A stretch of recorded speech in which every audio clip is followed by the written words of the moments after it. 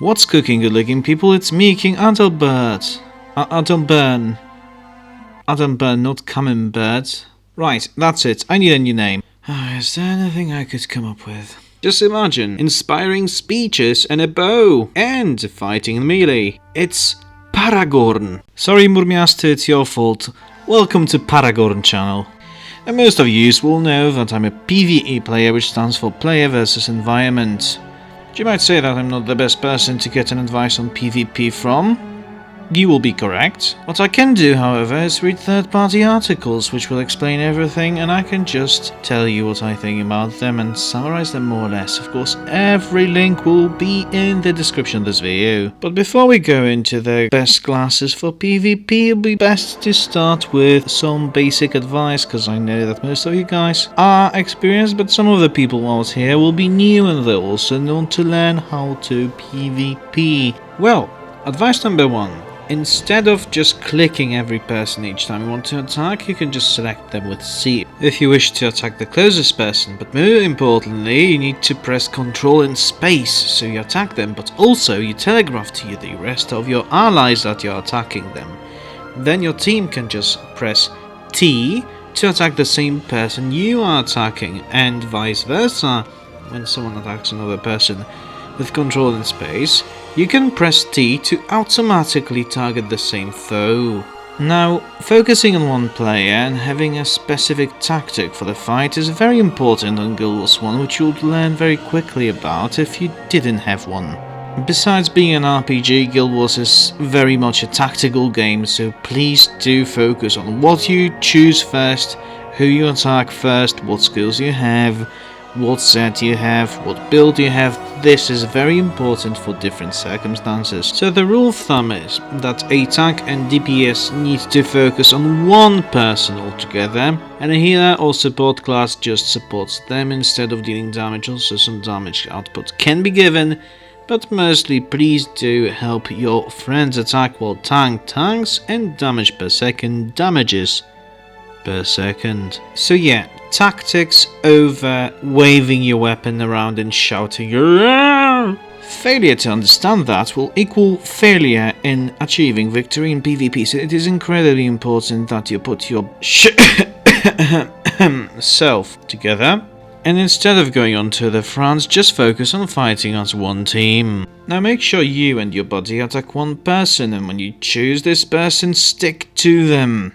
Don't change people, don't hop from one person to another, it will be counterproductive. When you deal damage and they run away, they'll just simply heal, so all of the hard work you put into kicking their buttocks will be undone pretty easily. In general, you should focus damage dealers and healers first, depending if the damage dealer is actually good, you should focus them first. This way you'll lower the potential of danger they pose to you, and then focus on support and healers to limit their healing potential. Now, balanced team is also pretty important. It's good to have at least one healer, it's good to have a damage dealer, and it's good to have a tank. However, often it happens that there's for some reason 2 healers in a team, which lowers your ability to tank and deal damage. And the more the healers, as much as one healer is helpful, the more the healers, the less the chances of winning. Also, remember those long casting spells, cool ones like the Meteor Shower from pre-searing Elementalist? Or forget about them, all of them are going to be interrupted immediately, so just focus on those spells that take short time to cast. If you are a melee character, speed boost is very important, because when the enemy has low health, they start running away. A Dervish has a couple of cool skills to boost their speed up. Assassins also have a similar skill to run faster, but in general focus on the speed skills to get them and to beat them, as they'll just run away, heal, and fight all over again. Crowd control spells are also very helpful to stop casters from casting. For example, Elementalists have blind spells which can stop any casters. All of these skills that knock the enemies down are also very helpful for that matter, as they will stop them from running away and also from casting any spells. Lastly, please remember, in PvP you have to check your equipment. You can actually craft your PvP equipment specifically for free with runes that you have gained in PvE, and then you can just use them. Please check your equipment before going to a fight. I didn't do that, my ass hurts till today. From the kicking, of course, nothing else. maybe a kebab or two. If you just created only a PvP character and you haven't played PvE, didn't gain any items, any runes, anything else, any skills, please don't worry. You can buy everything with Balthazar's faction points. So basically you can gain all the PvP related items doing only PvP. Now in here it is important to mention, I think that the best thing to do, especially if you're just starting as a fresh PvP only character, is to pick a build that you want to go to and play the closest build to it. Actually, in the beginning, I'd advise to focus on a build that works with what you have. So mix all of the items and skills that you already have available to you to gain the best effects possible. But slowly with time, the more points you gain, the more battles you win, the more skills from the build that you go for you can unlock, achieving your goal of becoming a meta warrior. So now that we know how to fight, let's take a look at a couple of basic meta builds that you could go for. Of course, every build is linked in the description. Please, for further details, read the articles. Oh, and also keep in mind I did only 4-on-4 fights, not 1-on-1, no guild fights, so I am just here reading. Starting up with the build I am going for, the Avatar of Balthazar.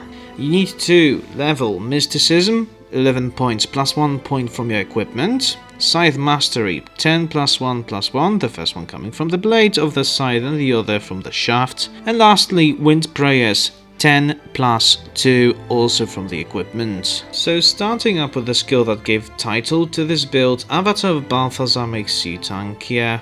Plus 20 armor for 74 seconds, you gain adrenaline 25% faster.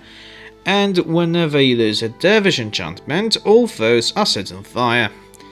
Then, to catch an enemy that runs away, you can use Warior Grasp. For 17 seconds, attacks against moving foes cripple them.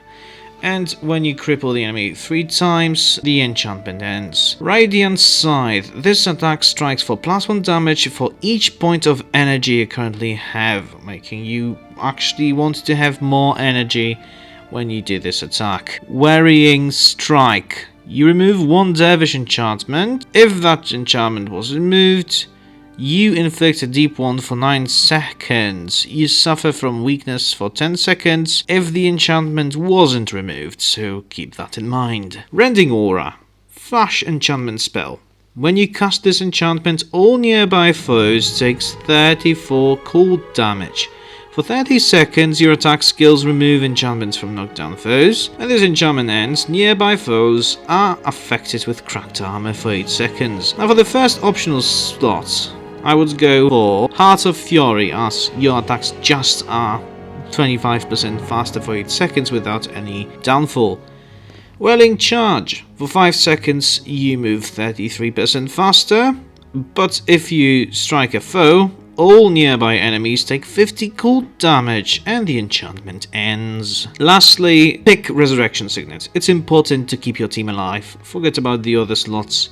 If someone dies, you need to resurrect them. For any builds including weapons or any other specifics, please check the articles. The general premise here is that you kind of are like cavalry, so you just follow the running away enemies, cut them down, cripple them so they don't go too far, and so the other teammates can catch up and deal damage to them. And again, just focus on one target. You don't know how many games were lost on a team focusing on different targets instead of one. Now the build I'd recommend for every game mode as a support would be Monk Healing Burst. You need to level your Healing Prayers to 12, then get +1/+1 from equipment.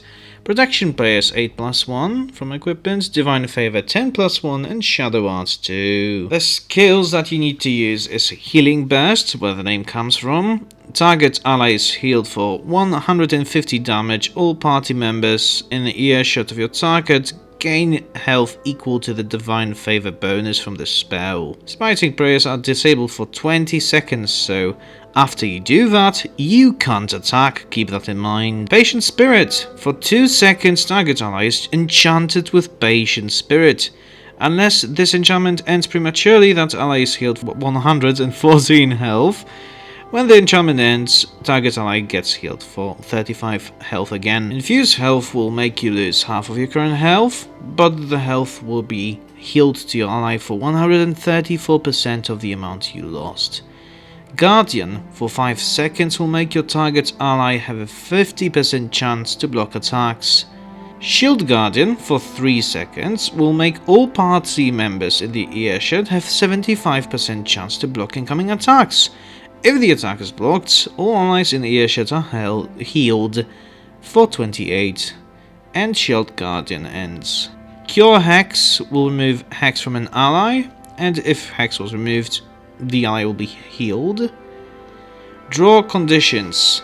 All negative conditions will be transferred from ally to yourself, but for each condition acquired, you'll gain 18 health. And lastly, Dark Escape. For 6 seconds you move 25% faster, which makes it possible for you to run away. So basically this is mainly a support build, but it works for every scenario in PvP.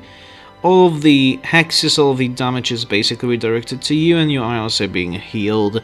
So it's a build that is focusing on support.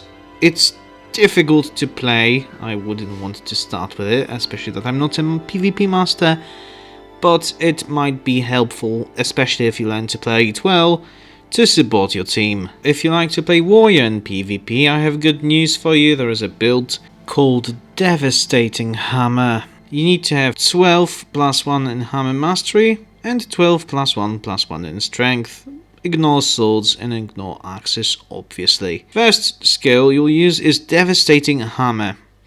If it hits, your target is knocked down and suffers from weakness from 18 seconds. Second attack, Crushing Blow. If this attack hits, you strike for plus 17 damage.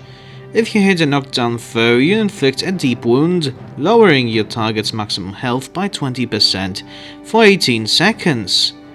Hammer Bash, which will make you lose all adrenaline, but if it hits, your target is knocked down. For the fourth skill, I would propose to use Protector's Strike, as if it strikes a moving foe, you'll deal more damage. Can be used for catching cowards. Then Bull Strike.